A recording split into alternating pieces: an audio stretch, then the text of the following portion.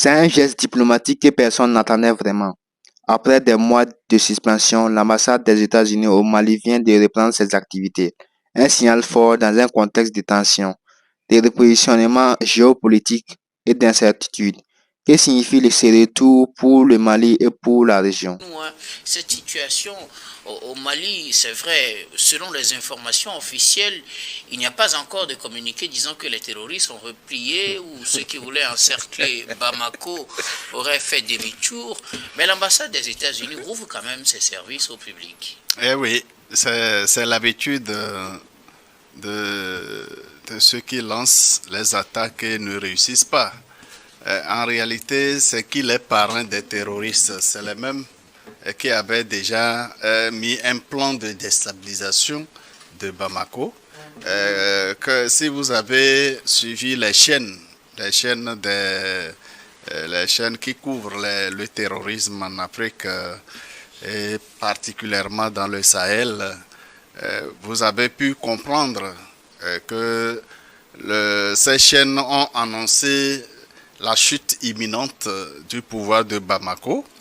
Donc Bamako tomberait incessamment entre les mains des terroristes. Et il le disait avec beaucoup de ferveur, beaucoup de joie d'ailleurs, parce que ils savent bien qui est derrière ces terroristes.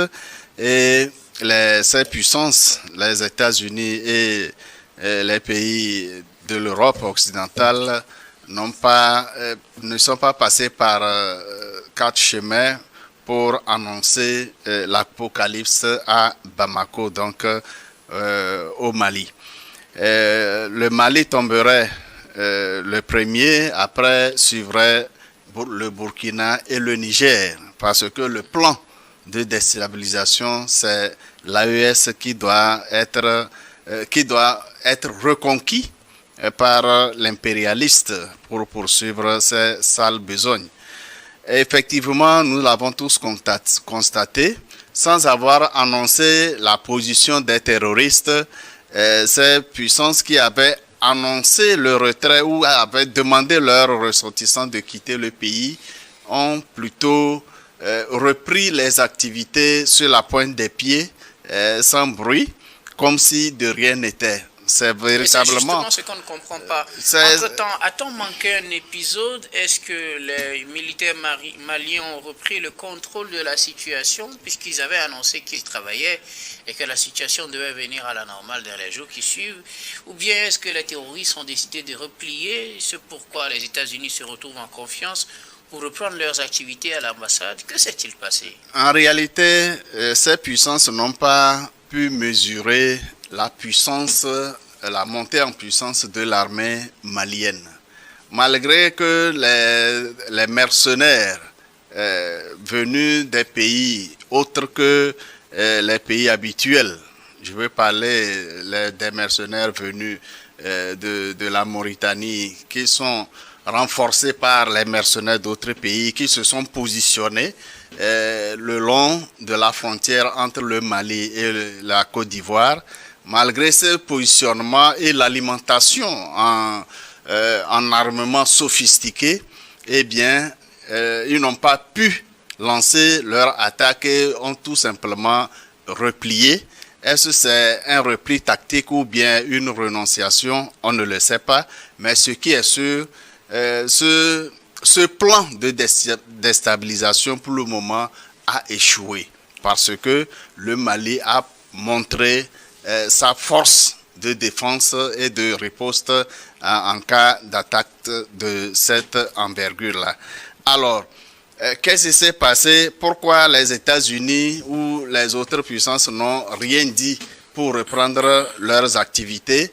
Eh bien, c'est à ces puissances, à leurs ambassadeurs, de répondre à cette question, puisque c'est eux qui avaient demandé à leurs ressortissants de partir.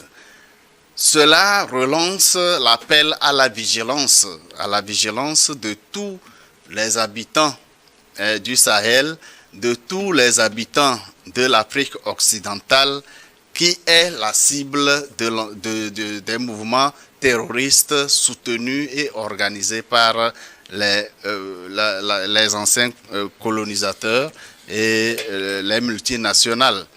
Aujourd'hui, si jamais d'autres pays prenaient leur distance par rapport à ces pays occidentaux, c'est évident que ces pays tomberaient au plus bas niveau du développement et ils ne se laissent pas faire. Sauf que la liberté ne se donne pas. Si nous voulons garder notre liberté, il faudrait que nous nous armions suffisamment pour combattre les ennemis de notre souveraineté. Merci beaucoup.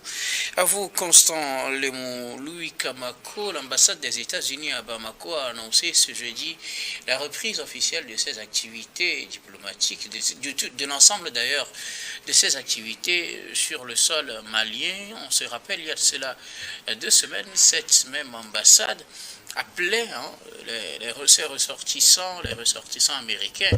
Et je précise que ce n'était pas seulement les États-Unis, mais il y a eu également des pays occidentaux qui ont fait la même chose, qui ont appelé leurs ressortissants à quitter rapidement le Mali, puisqu'on notait une avancée des groupes terroristes avec les attaques par-ci par-là, pas très loin de Bamako.